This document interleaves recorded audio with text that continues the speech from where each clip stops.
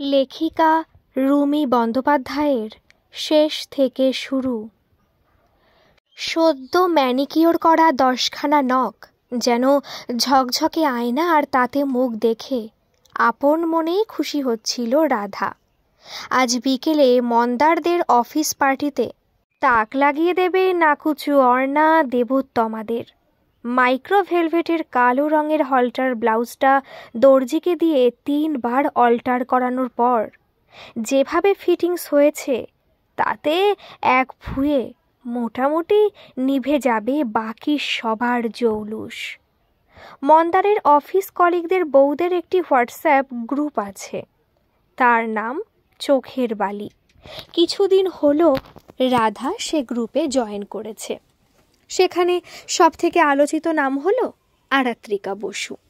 সে নাকি 1 বছরে 2 বার প্রমোশন পেয়েছে, আর 3 বার এলিজিবল ব্যাচেলার কোম্পানির সিইও রাজীব গোয়েঙ্কার সাথে ট্যুরের নাম করে দুবাই ঘুরে এসেছে এবং স্বামীর সাথে থাকে না, ইত্যাদি ইত্যাদি। আজ তাকেও দেখবে রাধা।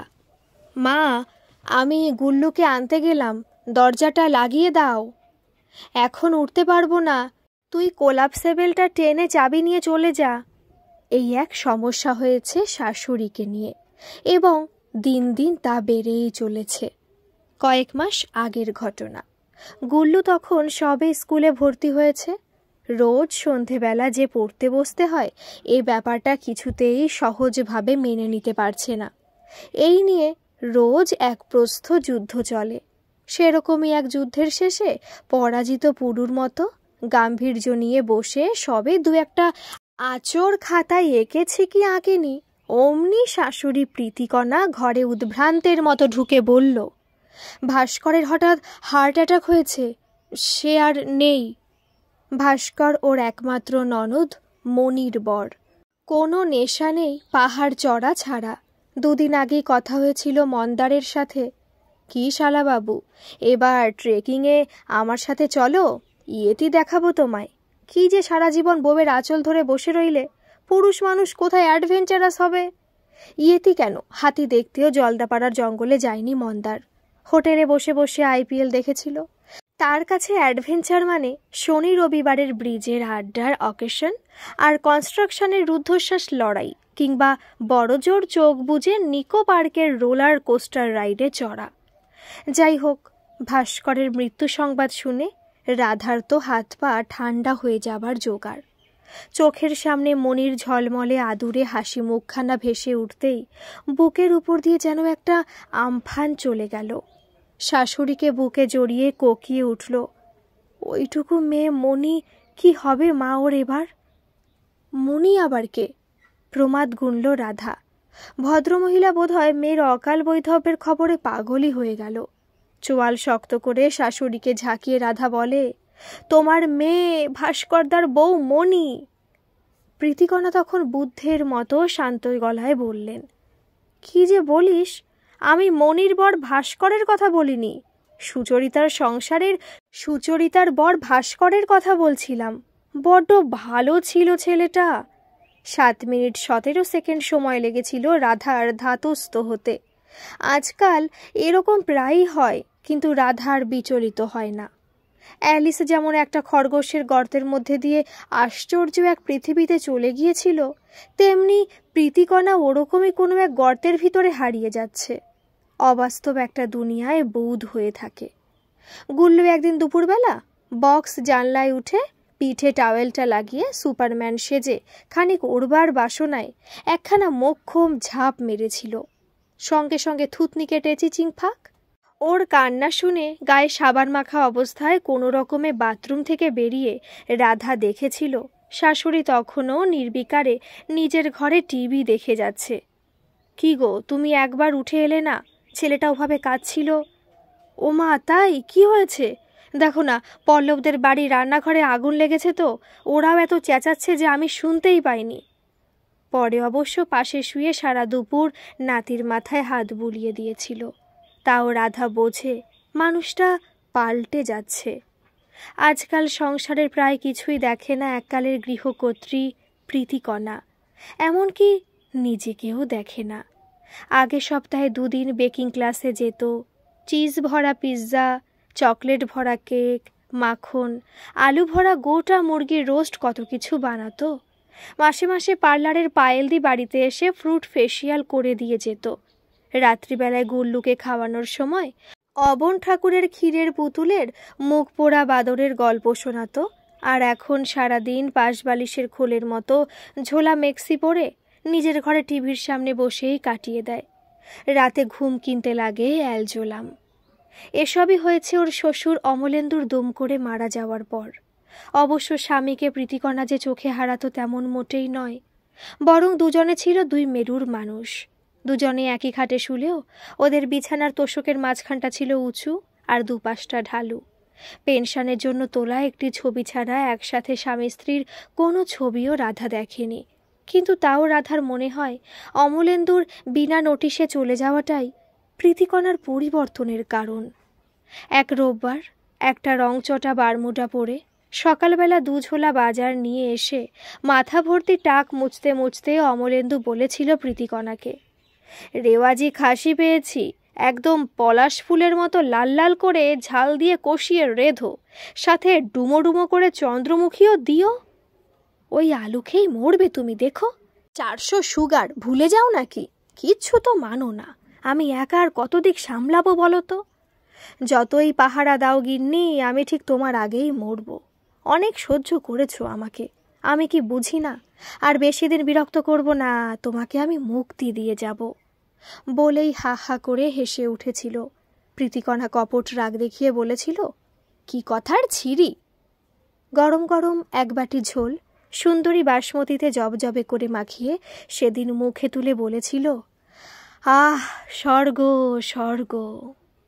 তারপর দুপুরবেলা পেট মোটা কোলবালিশ জড়িয়ে শোয়ার সময় একটা ছোট্ট সেরিব্রালের মৃত্যু কীট এসে কামড়ালো। মুখে যন্ত্রণার কোনো চিহ্ন ছিল না। মনে হচ্ছিল জীবনকে ভেলকি দেখিয়ে হাসতে হাসতে পালিয়ে গেল লোকটা ময়দান ছেড়ে। মন্দার আর মণি 2 ভাই বোন গলা জড়াজড়ি করে কত কাঁদল। হঠাৎ মৃত্যুর খবর পেয়ে আসা নকাকিমা, ফুল জেঠি, সোনারপুরের পিসে মশাই, পাড়া শুদ্ধ লোক সবাইকে আপ্যায়ন করতে গিয়ে রাধার নাস্তানাবুদ অবস্থা হয়েছিল।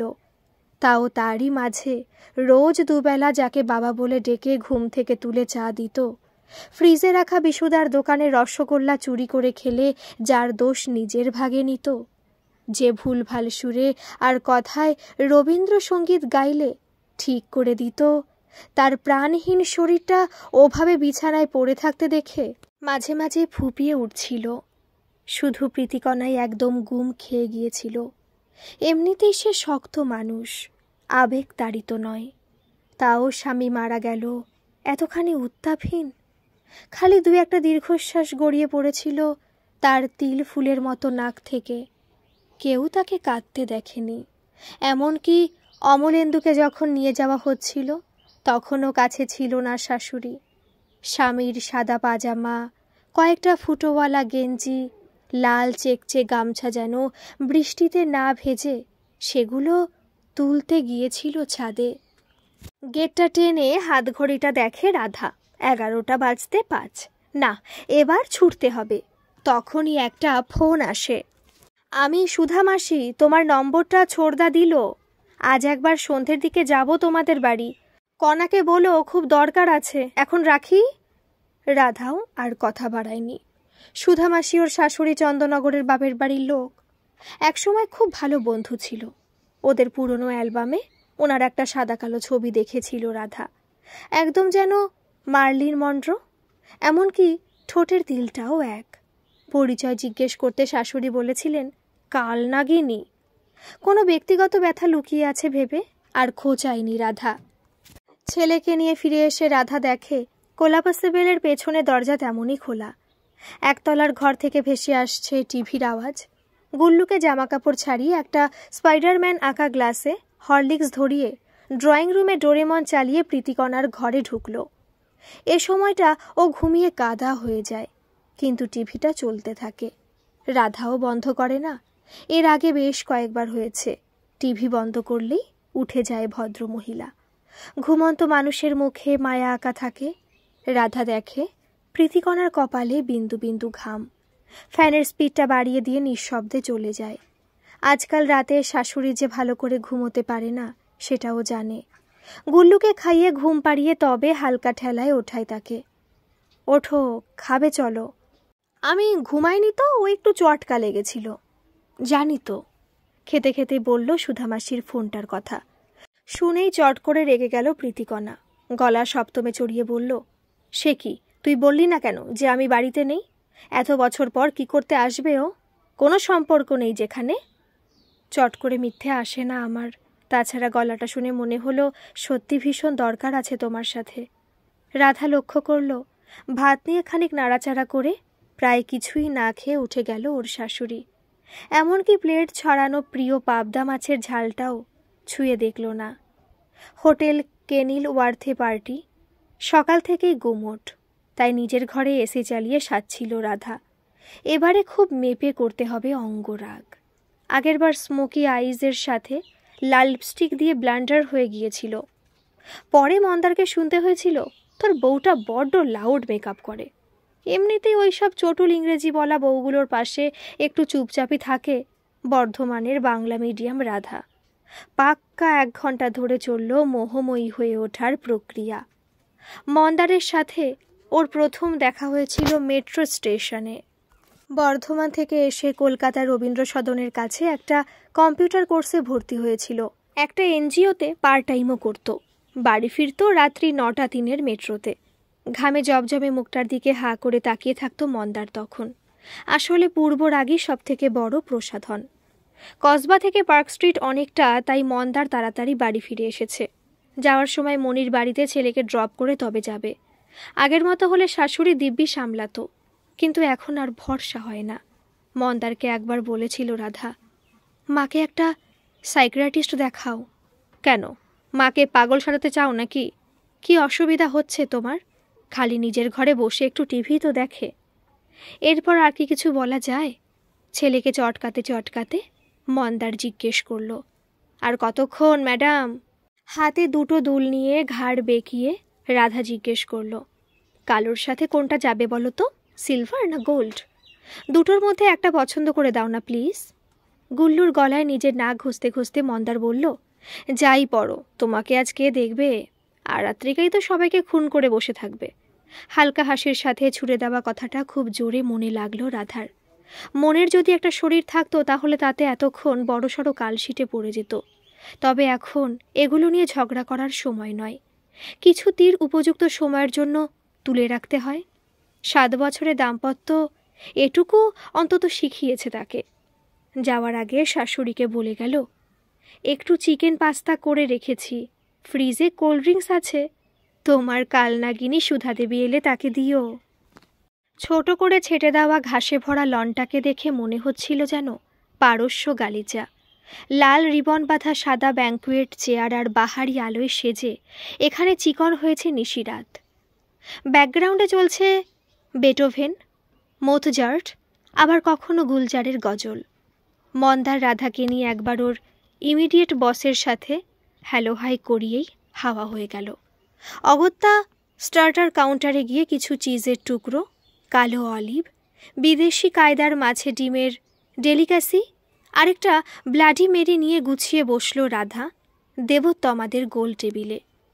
ওদের তখন হট টপিক ওয়েবসাইটের একটা লিঙ্ক, চরিত্রহীন নারী চেনার 8টি সহজ উপায়।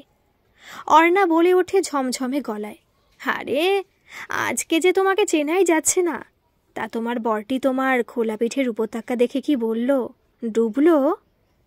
বাকিরা খিলখিল করে উঠল, মনে হলো যেন ঘুঙুরের আওয়াজ। দেবোত্তমা ওর সদ্য পার্লার ফেরত চুলে আঙুল চালাতে চালাতে বলল, আরে মন্দারে ডানা তো সেই সমুদ্র মন্থনের আগে থেকেই কাটা, সে ডুবেই থাকবে। তুই বরং তোর বরকে সামলে রাখিস। আসার পর থেকে অলরেডি 2বার খোঁজ নিয়েছে আরাত্রিকা এলো কি না। সত্যি তো? সে কই? দাঁড়াও, অপেক্ষার আগুনে সবাই পড়ুক, তারপর তো দেবী আসবেন। আবার চটুল হাসি। এবার হাসতে হাসতে পাশে বসা মিসেস মিত্রের হাতে ধরা লম্বা খুঁড়িওয়ালার রেড ওয়াইনের গ্লাস থেকে খানিকটা রঙিন তরল চলকে পড়ল রাধার ক্রেপ সিফনে। ইস, শিগগিরই ধুয়ে এসো জল দিয়ে। I am so sorry dear. কাদো কাদো মুখে বলল গোলগাল চেহারার মধ্যবয়সী মহিলা। না না, ঠিক আছে, আমি এক্ষুনি আসছি। এই বলে রাধা ছুটল ওয়াশরুমে। লনের শেষে কাচের দরজা ঠেলে মাছের আঁশের মতো রূপালি রঙের ইটালিয়ান মার্বেলে মোড়া হোটেলের লবি।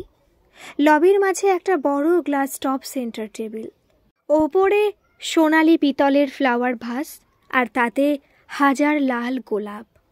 তাদের টপকে গিয়ে বাদিকে লেডিস ওয়াশরুম। ৭,৮৫০ দিয়ে কেনা এই ১২ হাত শুধু শাড়ি নয়, এটা মফস্বলের মেয়ের ফ্যাশনেবল হয়ে ওঠার মরিয়া প্রচেষ্টা। তাতে যদি দাগ ধরে যায়, কিন্তু সেখানে ঢুকেই যাকে দেখল তার দিকে তাকিয়ে সব ভুলে গেল রাধা। ওমা, বিনুদি তুমি? বর্ধমানে ওদের বাড়ির একতলায় ভাড়া থাকত, ওর থেকে বছর ৩ বড়। অ্যালজেব্রায় জেরবার হয়ে যেত রাধা, আর বিনুদি ছিল অঙ্কে তুখর। বিনুদি না থাকলে মাধ্যমিকে অঙ্কের লেটারটা কিছুতেই পাওয়া হতো না রাধার। দুপাশে দুটো কলা বিনুনি ঝুলিয়ে সাইকেলে করে একসাথে স্কুলে যেত সুরবালা বালিকা বিদ্যালয়ের দুজন কিশোরী। বাড়িতে সবাই বলতো বিনুর মতো হও।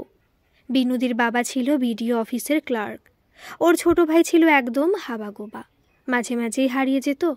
তারপর সাইকেল নিয়ে সারাদিন টই টই করে ঘুরে চিরুনি তল্লাশি করে বিনুদি খুঁজে নিয়ে আসতো তার হারানো মানিককে। হ্যাঁ, ওর ভাইয়ের নাম ছিল মানিক। বিনুদির মা মাঝে মাঝে অতিষ্ঠ হয়ে যেত ওই ছেলে নিয়ে, কিন্তু বিনুদিকে কখনো রাখতে দেখেনি রাধা। ওইটুকু মেয়ের কি অসীম ধৈর্য ছিল। যখন তাকে কেউ খাওয়াতে পারত না, বিনুদি ঠিক ভুলিয়ে ভালিয়ে খাইয়ে দিত।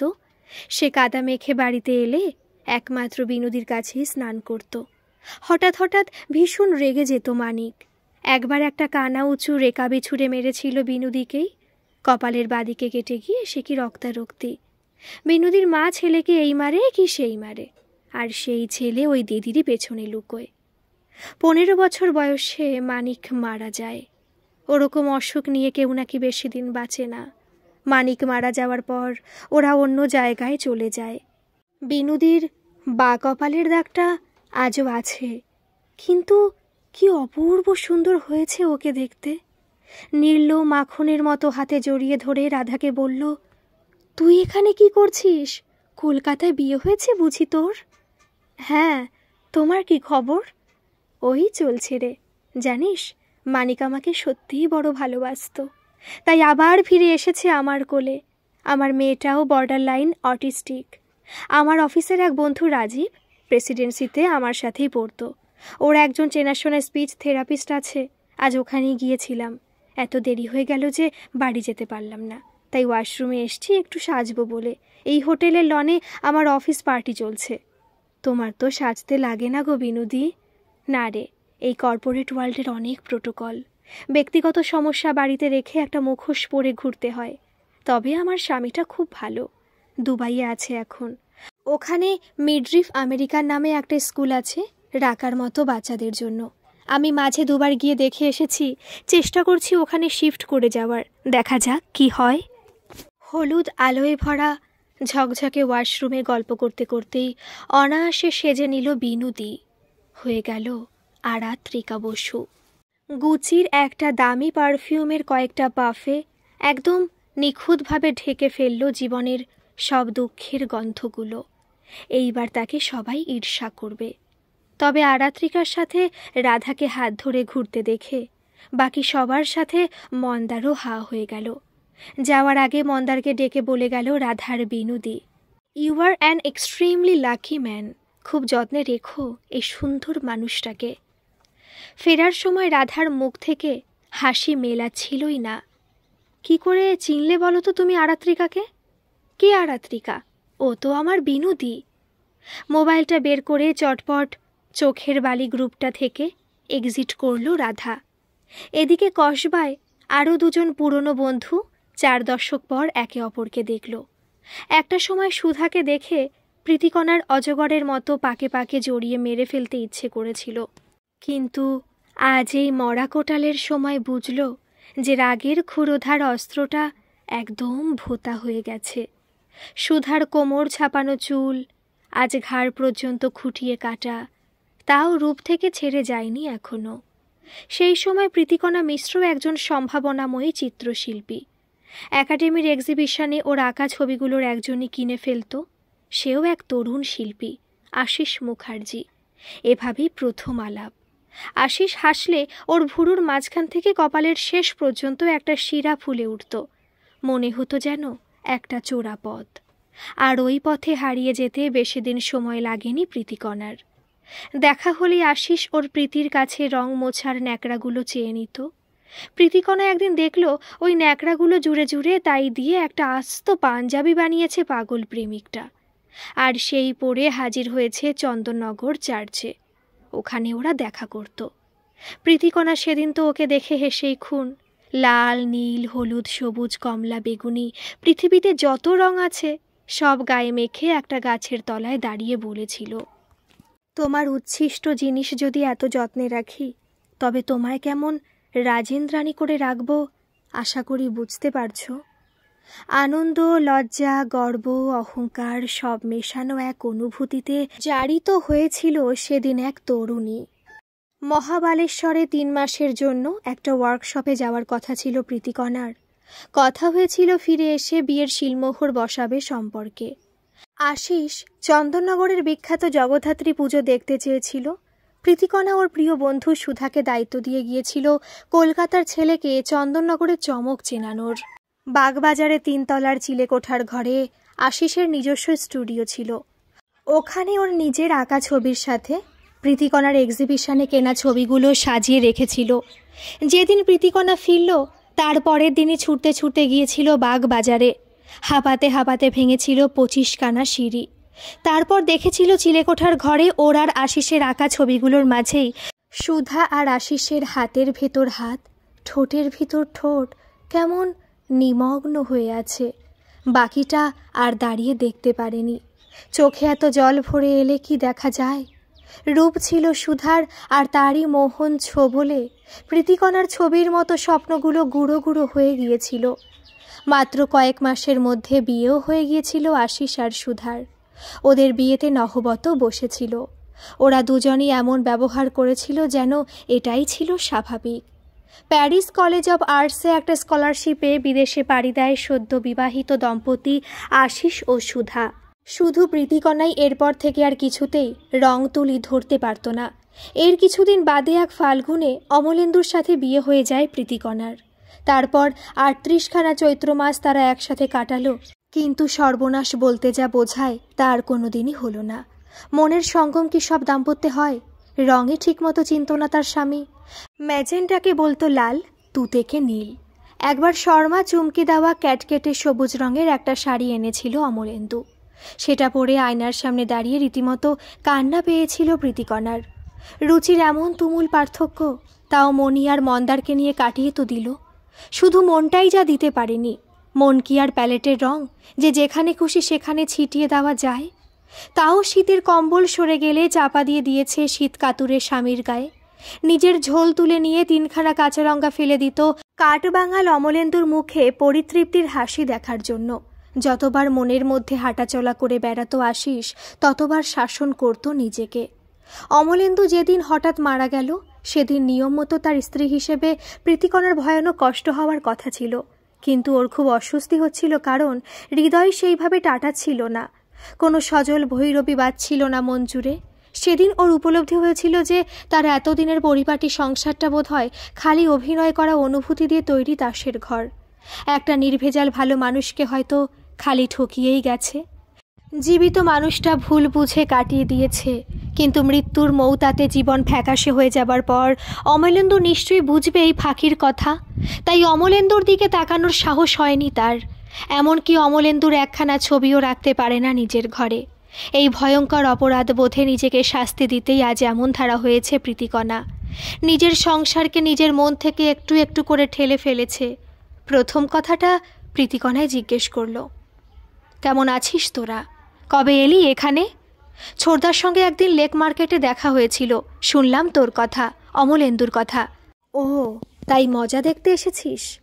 না, কটা কথা বলতে এলাম। তুই জানতিস আশিস আর অমলেন্দুর যোগাযোগ ছিল? কি? হ্যাঁ, আমারও মনে হয়েছিল তুই বোধহয় জানিস না, বছর 3 আগে আশিস একবার ভারতে এসেছিল। লাদাখের ল্যান্ডস্কেপের উপর একটা কাজ করছিল। তোর বড় সে সময় ওইখানে বেড়াতে গিয়েছিল। তুই সাথে ছিলিস না, তোর নাকি পাহাড়ের পাকদণ্ডি পছন্দ নয়, তাই ওখানে কথায় কথায় ওদের আলাপ হয়, অনেক গল্প করেছিল। তারপর থেকে নিয়মিত ইমেলে যোগাযোগ ছিল ওদের। তুই যে আর আঁকিস না এবং এটা যে স্বাভাবিক নয় তোর বর বুঝত, শুধু তোকেই বুঝতে দিত না। আমার সাথে আশিসের বিয়েটা টেকে নিরে। 1 বছরের মধ্যে আমরা বুঝেছিলাম যে আমাদের কোনো মিলই নেই। আমি তো তোর মতো রঙের ভাষা জানতাম না যে সে ভাষায় কথা বলতে পারতাম ওর সাথে। প্রথম তুই হবার অনেক চেষ্টা করেছিলাম, পরে দেখলাম তাতে আমি হারিয়ে যাচ্ছি। আমি আবার বিয়ে করেছি। আমার বর ইটালিয়ান, 2 মেয়ে। আশিস আর বিয়ে টিয়ে করেনি, আজ এ দেশ কাল ও দেশ করে কাটায়। কোনো নির্দিষ্ট ঠিকানা নেই ওর, একদম যাযাবর। আমার সাথেও 9 মাসে 6 মাসে মেলেই কথা হয়। তখনই বলেছিল অমলেন্দুর সাথে পরিচয়ের গল্প। আমাদের ব্যাপারটা আশিস ওকে বলেছিল, স্পষ্ট করে কিছু বলেনি, তবে অমলেন্দু আন্দাজ করেছিল কিছুটা। চিঠিতে মাঝে মাঝে লিখত যে আশিসের মতো কারো সাথেই তোকে মানায়, তোর পাশেও বড্ড মেমানান। তবে তোর ভীষণ প্রশংসা করত, তুই যেভাবে ওকে আগলে রেখেছিস, ওর জীবনকে ছুঁয়ে থেকেছিস। মনে হাজার দ্বন্দ্ব নিয়েও তার এতটুকু আজ আসতে দিসনি সংসারে, তাতেই ও কৃতজ্ঞ। ওর শেষ ইমেলে নাতিকে নিয়ে তোর একখানা ছবি পাঠিয়েছিল। একটা কচি কলাপাতা ঢাকাই শাড়ি পরে কি সুন্দর সেজেগুজে বসেছিলিস নাতি কোলে।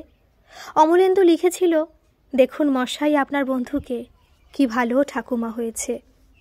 কথা হারিয়ে যাচ্ছিল প্রীতিকণার, গলার কাছে একটা কষ্ট হচ্ছিল। তুই চিকেন পাস্তা খাবি? না বাবু, আমার অনেক রেস্ট্রিকশন।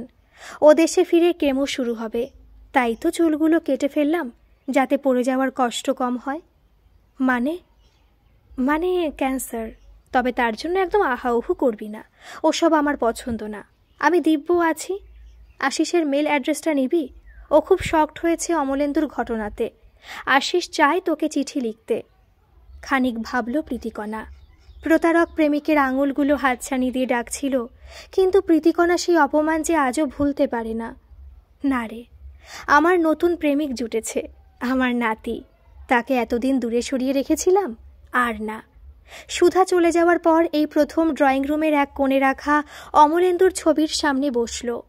কাচের ভেতর থেকে মানুষটা যেন আজ সত্যি ওর দিকে তাকিয়ে হাসছে। প্রীতিকণার মনের ভেতর গজিয়ে ওঠা ছত্রাকগুলো এখন পরিষ্কার হয়ে গেছে। তাই স্বামীর চোখে চোখ রেখে ডুকরে উঠল স্ত্রী। বেরিয়ে এলো 38 বছরের জমানো কান্না। এইবার এক নতুন শুরু। গল্পটি যদি ভালো লাগে প্লিজ একটা সাবস্ক্রাইব করে দেবেন, আর গল্পটি কেমন লাগলো অবশ্যই কিন্তু একটা কমেন্ট করে জানাবেন। ধন্যবাদ।